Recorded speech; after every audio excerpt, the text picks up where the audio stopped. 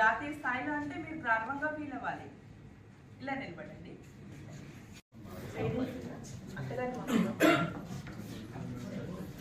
ఏం చేస్తారు?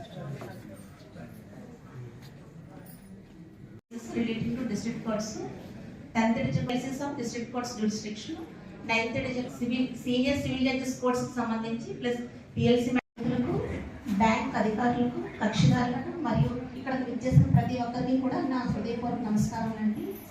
మనం ఈ రోజున మరియు గౌరవ రాష్ట్ర న్యాయ సేవాధికార సంస్థ వారి ఆదేశాల మేరకు మరియు గౌరవ చైర్మన్ జిల్లా న్యాయ సేవాధికార సంస్థ మేడం గారు వారి సూచనల మేరకు ఇది సెకండ్ ఈరోజు మనకి కూడా నిజంగా పీడియం కోర్టుకి సంబంధించి plus first and second special కూడా ఎవరు కూడా వాళ్ళ కేసులో సెటిల్ చేసుకోకుండా ఆలస్యమైనప్పటికీ కూడా ఈ రోజు అయితే పరిష్కారం అయితే చేస్తుంది. దయచేసి వినియోగించుకోండి అవకాశాన్ని.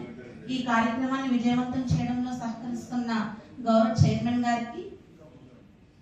చైర్మన్ గారు శ్రీమతి గంధం సునీత మేడం గారికి, అదనపు జిల్లా న్యాయమూర్తులకు లోక్ అదాలత్లో కేసులు పరిష్కారం చేసుకోవడం వల్ల తక్కువ ఖర్చుతో తక్కువ సమయంలో ఇరు పార్టీలకి కూడా అంగీకారంగా ఇందులో మనం పరిష్కారం చేసుకోవడం జరుగుతుంది.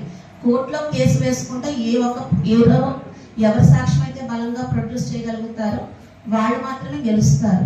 అప్పటితో లిటిగేషన్ ఎండ్ అవుతుందని ఎవరికి కూడా కన్ఫామ్ గా చెప్పలేము. ఎందుకంటే మెజిస్ట్రేట్ కోర్టులో అయితే తర్వాత జిల్లా కోర్టులో అయితే మళ్ళీ హైకోర్టు, దాని మళ్ళీ సుప్రీంకోర్టు అలా వెళ్ళే అవకాశం అయితే ఉంటుంది.